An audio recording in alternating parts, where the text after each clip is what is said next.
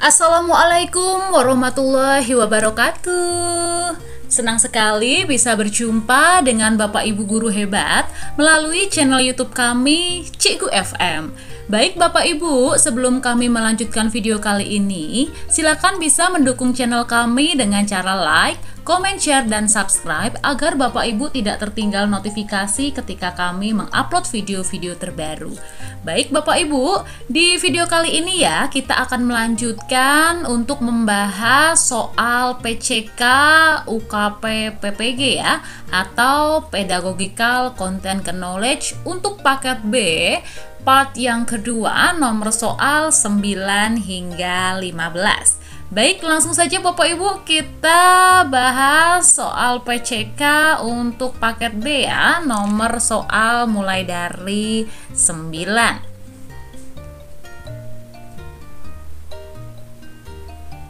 Baik, di nomor soal 9 ini kita dibersamai oleh Pak Anton ya Bapak Ibu ya.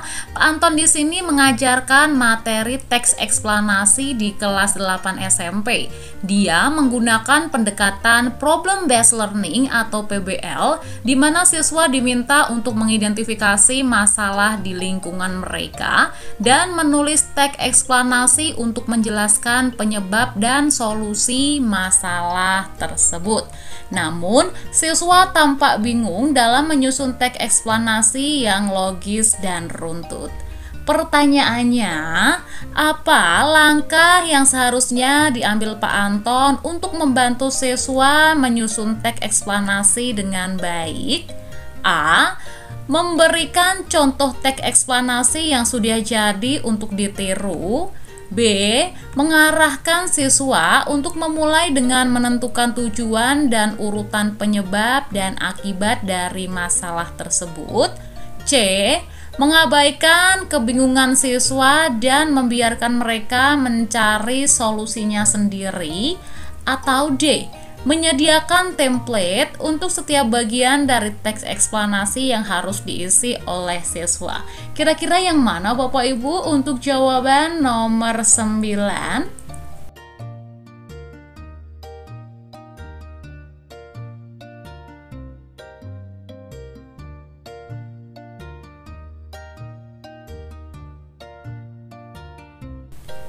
Baik, jawabannya adalah yang B Bapak Ibu. Mengarahkan siswa untuk memulai dengan menentukan tujuan dan urutan penyebab dari akibat dari masalah tersebut. Nah, pilihan yang B ini adalah yang paling tepat karena membantu siswa menyusun teks eksplanasi secara logis dengan memahami urutan penyebab dan akibat, yang merupakan struktur utama dalam teks eksplanasi ya. Menentukan tujuan, kemudian urutan penyebab dan akibat dari masalah tersebut. Ini Bapak Ibu ya. Nah, menentukan tujuan, kemudian urutan penyebab dan akibat dari masalah tersebut. Ini adalah struktur utama dalam teks eksplanasi. Nah, mengapa tidak memilih yang A Bapak Ibu? Memberikan contoh teks eksplanasi yang sudah jadi untuk ditiru oleh siswa. Nah, pilihan yang A ini tidak memberikan panduan yang memadai untuk menyusun teks eksplanasi Bapak Ibu. Ini kurang tepat ya. Kemudian yang B, mengabaikan kebingungan siswa dan membiarkan mereka itu mencari solusinya sendiri. Nah, mengabaikan kesulitan siswa itu juga tidak akan membantu mereka belajar Bapak Ibu. Ini juga tidak tepat ya. Kemudian yang D, menyediakan template untuk setiap bagian dari teks eksplanasi yang harus diisi oleh siswa. Nah, pilihan D ini terlalu membatasi kreativitas siswa Bapak Ibu karena template yang terlalu ketat. Nah, ini juga terlalu terstruktur juga dan dapat menghambat proses berpikir kritis siswa. Jadi ini juga tidak tepat. Sehingga yang paling tepat adalah yang B ya Bapak Ibu. Baik, kita lanjutkan nomor soal 10 dengan Ibu Dian. Ibu Dian mengajar materi puisi di kelas 11 SMA dengan tujuan agar siswa mampu menulis puisi bebas. Dia menyadari bahwa beberapa peserta didik atau siswa tidak memiliki minat pada puisi dan merasa kesulitan untuk memulai menulisan ya. kesulitan untuk memulai penulisan. Ibu Dian berpikir untuk menggunakan media digital untuk memicu minat siswa. Jadi di sini kata kuncinya adalah merasa kesulitan untuk memulai menulis Bapak Ibu, dan juga menggunakan media digital untuk memicu minat ya. Nah, pertanyaannya adalah media digital apa yang paling efektif untuk membantu siswa dalam menulis puisi? A. Video inspirasi tentang puisi dari penyair terkenal. B. Aplikasi yang menyediakan kata-kata acak untuk memulai puisi. C. Forum online di mana siswa berbagi dan mengomentari puisi satu sama lain. Atau D. E-book yang berisi kumpulan puisi terkenal sebagai referensi. Kira-kira yang mana Bapak Ibu untuk jawaban nomor soal 10?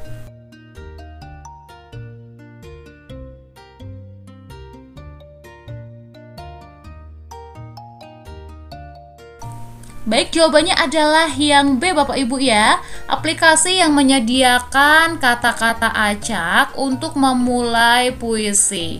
Nah, untuk pilihan yang B adalah yang paling tepat, karena aplikasi ini dapat memfasilitasi proses kreatif dengan memberikan rangsangan awal berupa kata-kata acak ya, yang dapat membantu siswa untuk memulai menulis puisi. Karena tadi kan Ibu Dian tadi melihat siswanya itu merasa kesulitan untuk memulai penulisan, dan dia juga menggunakan media digital begitu. Nah, media digital yang paling efektif adalah menggunakan aplikasi menyediakan kata-kata acak untuk memulai puisi. Kenapa tidak memilih yang A Bapak Ibu? Video inspirasi tentang puisi dari penyair terkenal begitu. Nah, pilihan A dapat memberikan inspirasi juga, tetapi mungkin tidak cukup membantu siswa yang mengalami kesulitan memulai menulis. Jadi ini tidak tepat. Kemudian yang C ya, forum online di mana siswa bisa berbagi dan mengomentari puisi satu sama lain. Ini juga bisa menjadi media yang baik untuk berbagi Bapak Ibu, tetapi mungkin tidak efektif untuk membantu siswa memulai menulis puisi. Jadi ini juga tidak efektif begitu ya. Lalu yang D ya, e-book yang berisi kumpulan puisi terkenal sebagai referensi. Ini e-book juga menyediakan referensi ya, tetapi tidak cukup untuk membantu siswa yang kesulitan memulai menulis. Begitu. Ini juga tidak efektif ya, karena tadi di kata kuncinya adalah memulai menulis puisi begitu. Ada kesulitan di hal tersebut. Jadi paling efektif untuk media digital adalah yang B. Yang B ya, mohon maaf ini tadi salah naruh ya. Yang B Bapak Ibu ya, aplikasi yang menyediakan kata-kata acak untuk memulai menulis puisi begitu. Baik, lanjut kita ke nomor soal 11 dengan Ibu Maya. Ibu Maya sedang menyusun modul ajar bahasa Indonesia untuk kelas 9 SMP dengan fokus pada pengembangan keterampilan menulis kreatif. Dalam proses perancangan, Ibu Maya mengidentifikasi bahwa siswa memiliki gaya belajar yang sangat bervariasi. Beberapa siswa belajar dengan lebih baik melalui teks, yang lain melalui visual, dan ada juga yang melalui praktik langsung. Ibu Maya memutuskan untuk menyusun modul yang mencakup berbagai media pembelajaran hingga teks naratif, video inspirasi, dan aktivitas menulis kreatif. Namun, dia khawatir bahwa penyampaian materi yang terlalu beragam akan membuat siswa merasa kewalahan dan kesulitan dalam menyatukan informasi. Pertanyaannya, untuk mengatasi kemungkinan siswa merasa kewalahan, langkah apa yang paling efektif untuk Ibu Maya dalam merancang modul ajar berdiferensiasi? A. Menggunakan satu jenis media pembelajaran yang paling sesuai dengan mayoritas siswa dan mengabaikan media lainnya. B. Membagi modul menjadi beberapa bagian yang masing-masing menggunakan media berbeda dan mengatur waktu yang jelas untuk setiap media. C. Menyediakan panduan yang terperinci tentang bagaimana cara mengintegrasikan berbagai media dalam modul serta memberikan latihan tambahan untuk setiap jenis media. Ataukah yang D, mengumpulkan umpan balik dari siswa mengenai media mana yang paling mereka sukai dan menyesuaikan modul sesuai preferensi tersebut. Baik, kira-kira yang mana Bapak Ibu untuk jawaban yang paling tepat nomor 11?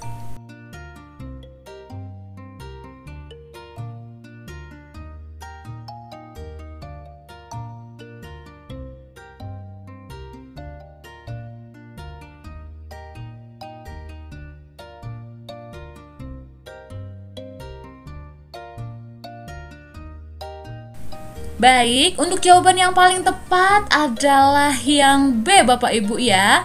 Berbagi modul menjadi beberapa bagian yang masing-masing menggunakan media berbeda dan mengatur waktu yang jelas untuk setiap jenis media.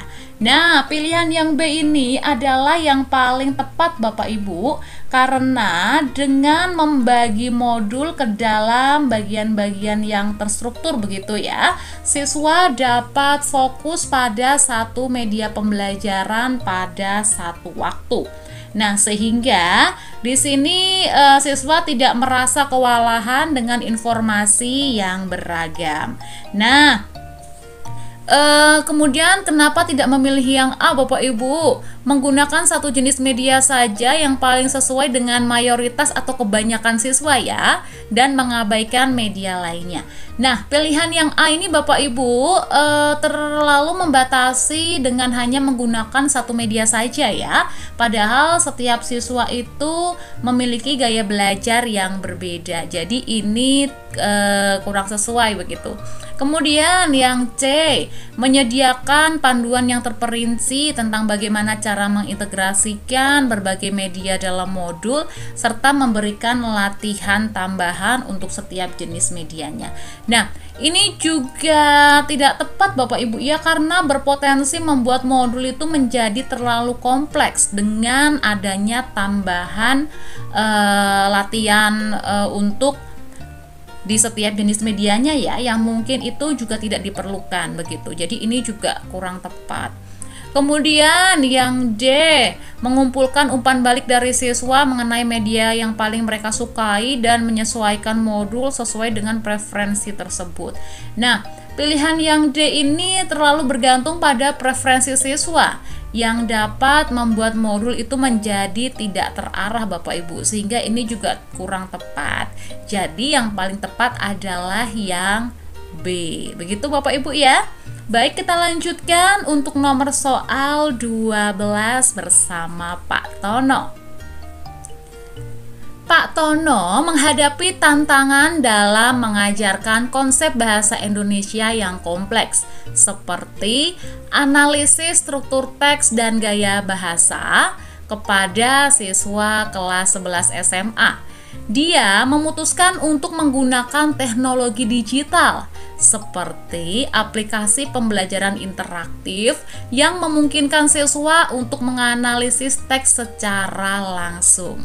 Namun, Pak Tono menemukan bahwa beberapa siswa merasa teknologi tersebut terlalu rumit dan lebih nyaman dengan metode tradisional seperti membaca dan membahas teks secara manual.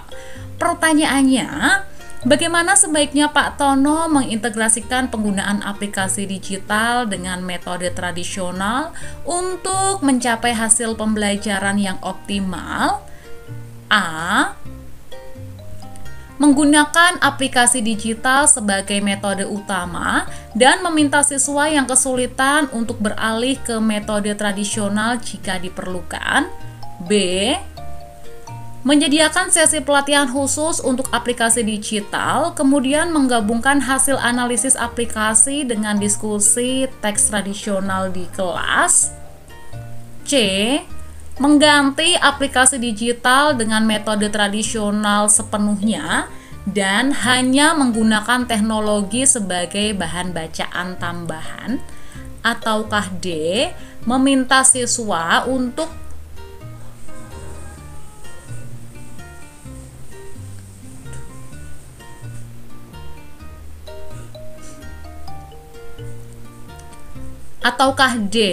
meminta siswa untuk memilih metode mana yang mereka inginkan tanpa mengintegrasikan keduanya. Kira-kira yang mana Bapak Ibu untuk pilihan jawaban soal nomor 12?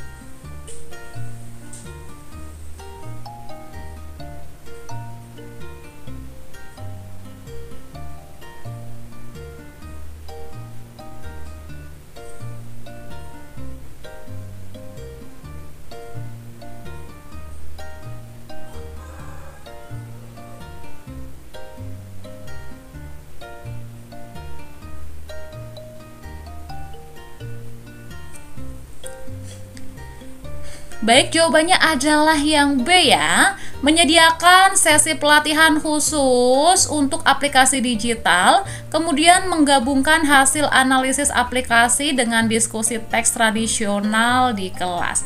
Nah, pilihan yang B adalah yang paling tepat ya, karena menyediakan pelatihan bagi siswa yang merasa teknologi itu terlalu rumit, sambil tetap menggabungkan metode tradisional dalam diskusi, sehingga siswa bisa memahami konsep dengan lebih baik lagi.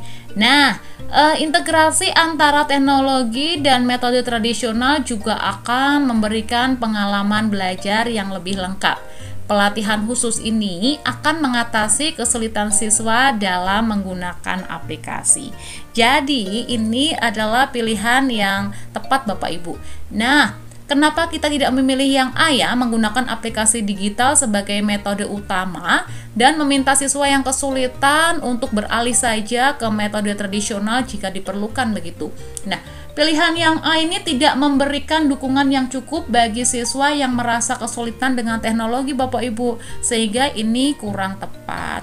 Kemudian yang C ya, mengganti aplikasi digital dengan metode tradisional sepenuhnya dan hanya menggunakan teknologi sebagai bahan bacaan tambahan. Nah, Bapak Ibu, ini pilihan yang C ya, itu mengurangi manfaat dari penggunaan teknologi itu sendiri. Apalagi di sini kita di era digital. Jadi ini juga tidak tepat Bapak Ibu. Kemudian yang D ya, meminta siswa untuk memilih metode mana yang mereka inginkan tanpa mengintegrasikan keduanya. Ini juga tidak tepat Bapak Ibu karena tidak menawarkan integrasi yang optimal antara teknologi dan juga metode tradisional. Jadi yang paling tepat di antara pilihan A, B, C, D adalah yang B ya. Baik, kita lanjutkan nomor soal yang ke-13 dengan Bu Arum. Ibu Arum sedang menyusun strategi untuk mengajarkan keterampilan membaca kritis kepada siswa kelas 10 SMP. Dia berencana menggunakan pendekatan berbasis proyek di mana siswa akan membaca teks, menganalisisnya, dan mempresentasikan hasil analisis mereka dalam bentuk video atau presentasi digital. Ibu Arum juga ingin memastikan bahwa setiap siswa dapat berpartisipasi secara efektif sesuai dengan gaya belajar mereka. Namun, dia khawatir bahwa beberapa siswa mungkin tidak memiliki akses yang sama ke perangkat digital atau merasa kurang percaya diri dengan teknologi.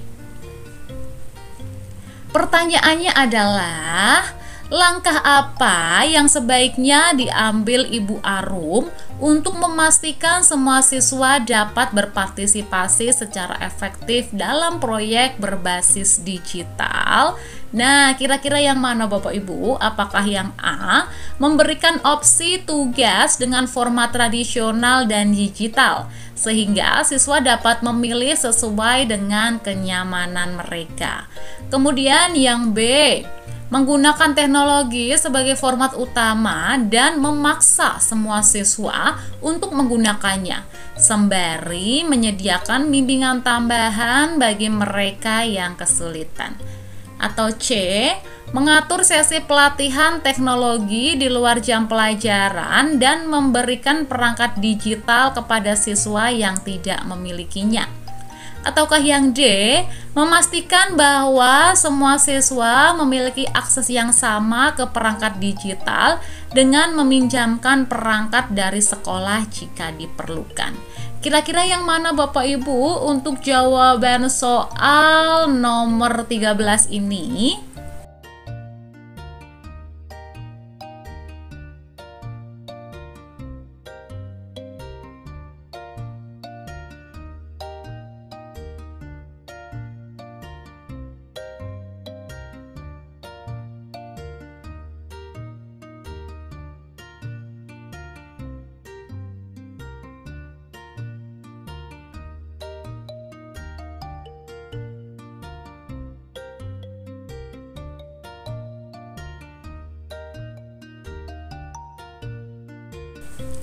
Baik, jawabannya adalah yang A Bapak Ibu ya.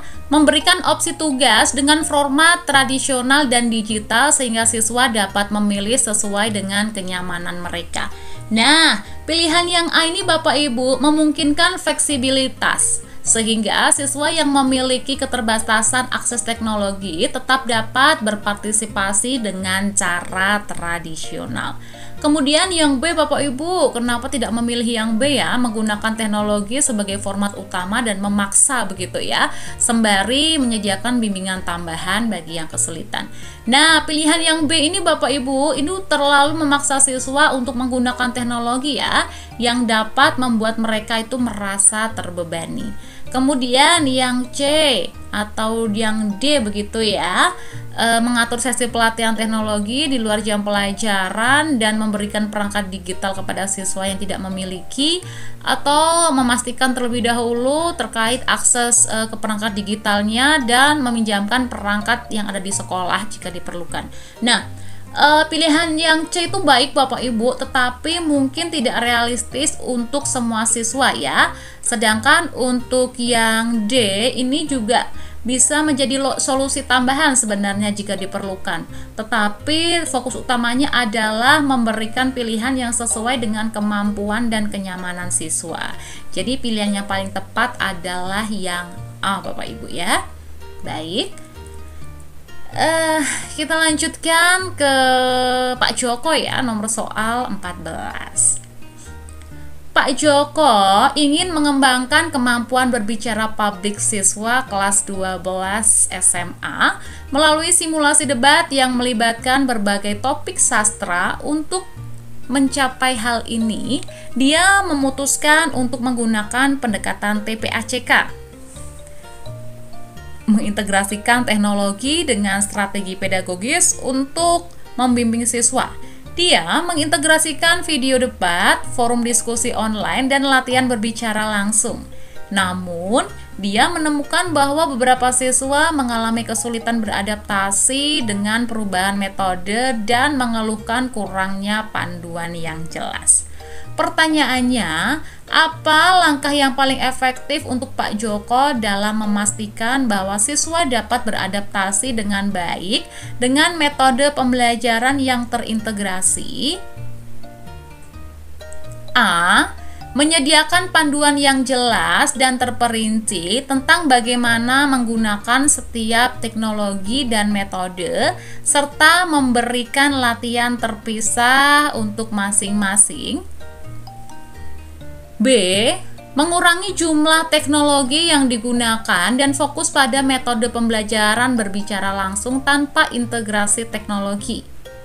atau C, menyediakan tutorial video tentang cara menggunakan teknologi dan memberikan sesi tambahan untuk membahas kesulitan yang dihadapi siswa. Atau yang D, meminta siswa untuk memilih metode yang mereka anggap paling nyaman dan melanjutkan dengan metode tersebut tanpa teknologi. Kira-kira yang mana Bapak Ibu untuk jawaban soal nomor 14?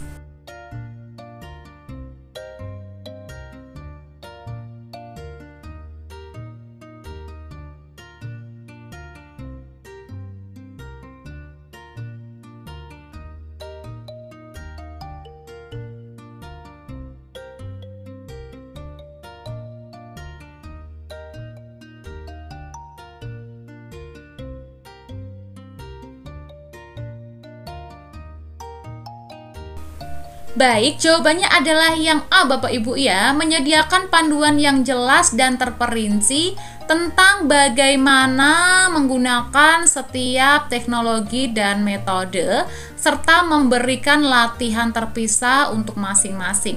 Nah, ini adalah pilihan yang paling tepat Bapak Ibu karena memberikan struktur yang jelas bagi siswa maupun memberikan panduan yang jelas dan terperinci. Ini akan membantu siswa begitu ya untuk memahami bagaimana cara menggunakan teknologi tersebut begitu. Nah, ini juga dapat membantu siswa untuk beradaptasi dengan penggunaan teknologi dan metode yang berbeda serta bisa memberikan kesempatan untuk latihan tambahan. Nah, ini apalagi tadi memberikan latihan ya terpisah untuk masing-masing. Nah, mengapa tidak memilih yang B ya, mengurangi jumlah teknologi yang digunakan dan fokus pada metode pembelajaran berbicara secara langsung tanpa integrasi teknologi. Nah, pilihan B ini mengurangi kesempatan untuk memanfaatkan teknologi Bapak Ibu, apalagi di sini kita berada di era digital ya, sehingga ini juga kurang tepat begitu. Kemudian yang C, menyediakan tutorial video ya begitu. Nah, ini juga tidak cukup memadai Bapak Ibu tanpa adanya panduan yang terperinci. Apalagi tadi anak-anak merasa tadi ya tidak ini tadi mana ya? Nah, ya tidak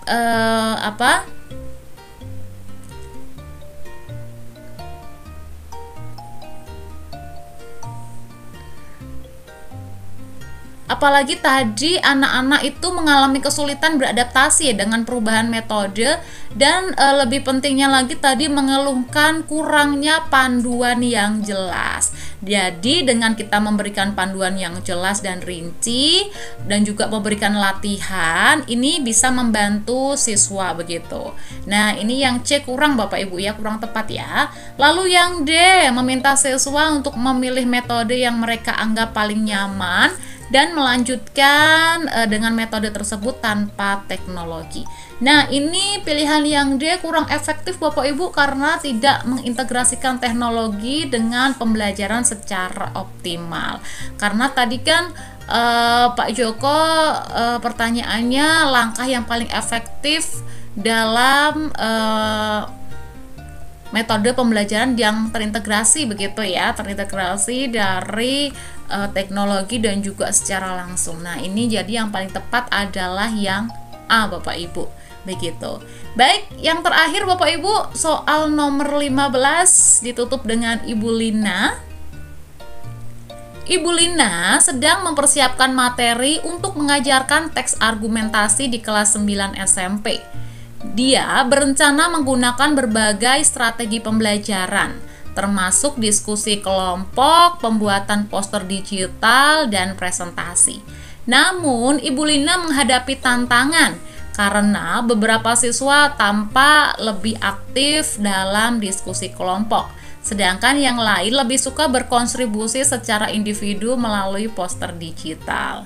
Dia khawatir bahwa pendapat ini dapat menyebabkan ketidakseimbangan dalam kontribusi dan penilaian hasil belajar. Pertanyaannya adalah, Bagaimana sebaiknya Ibu Lina mengelola metode pembelajaran untuk memastikan bahwa semua siswa itu dapat berpartisipasi secara adil? A. Menerapkan waktu yang sama untuk setiap metode dan menilai siswa berdasarkan metode yang mereka pilih. B. Menggunakan metode pembelajaran berbasis diskusi sebagai metode utama dan hanya menggunakan poster digital sebagai bahan tambahan. Atau C. Menyediakan panduan yang jelas tentang bagaimana setiap metode dapat digunakan secara efektif dan memberikan umpan balik yang sesuai untuk setiap metode. Atau D. Meminta siswa untuk menyelesaikan tugas dengan metode yang berbeda dan menilai kontribusi individu secara terpisah. Kira-kira yang mana Bapak Ibu untuk jawaban soal nomor 15?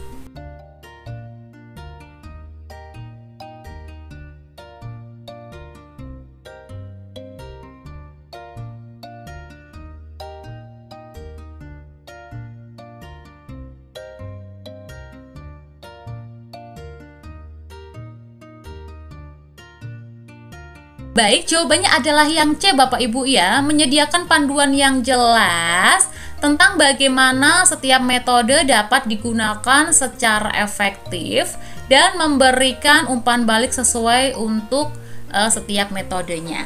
Nah, pilihan yang C ini Bapak Ibu terkait menyediakan panduan yang jelas ya tentang bagaimana setiap metode itu dapat digunakan secara efektif ya dan memberikan umpan balik yang sesuai untuk setiap metode. Ini akan membantu siswa untuk lebih paham tentang penggunaan metode pembelajaran tersebut begitu. Kemudian yang A ya, menetapkan waktu yang sama untuk setiap metode dan menilai siswa berdasarkan metode yang mereka pilih. Nah, menetapkan waktu yang sama untuk setiap metode ya Bapak Ibu ya, ini mungkin tidak adil bagi siswa yang lebih lambat dalam satu metode tertentu begitu. Selain itu, tidak semua siswa juga akan merasa nyaman dengan semua metode dalam waktu yang sama Bapak Ibu. Jadi ini juga tidak sesuai begitu ya. Kemudian yang B, menggunakan metode pembelajaran berbasis diskusi sebagai metode utama dan menggunakan poster digital sebagai bahan tambahan. Nah, menggunakan metode pembelajaran berbasis diskusi sebagai metode utama ya. Ini itu mengabaikan preferensi belajar siswa yang lebih menyukai aktivitas individu Bapak Ibu. Selain itu ya, tidak semua konsep dapat dipelajari secara efektif melalui diskusi kelompok ya. Jadi ini juga tidak tepat. Kemudian yang D, meminta siswa untuk menyelesaikan tugas dengan metode yang berbeda dan menilai kontribusi individu secara terpisah. Nah, meminta siswa untuk menyelesaikan tugas dengan metode yang berbeda ini mungkin terlalu membebani siswa Bapak Ibu, terutama jika mereka itu belum memiliki pemahaman yang kuat tentang setiap metode. Jadi ini juga tidak tepat. Sehingga yang paling tepat adalah yang C ya, dengan memberikan panduan yang jelas dan umpan balik yang spesifik. Nah, di sini Ibu Lina dapat menciptakan lingkungan belajar yang inklusif, di mana itu semua siswa akan merasa dihargai dan memiliki kesempatan untuk berkembang. Nah, pendekatan ini Bapak Ibu tidak hanya akan meningkatkan motivasi belajar siswa, tetapi juga membantu mereka dalam mengembangkan berbagai keterampilan yang diperlukan untuk sukses dalam pembelajaran bahasa. Jadi yang C inilah yang paling tepat Bapak Ibu ya. Baik Bapak Ibu, mungkin cukup sekian untuk video kali ini ya.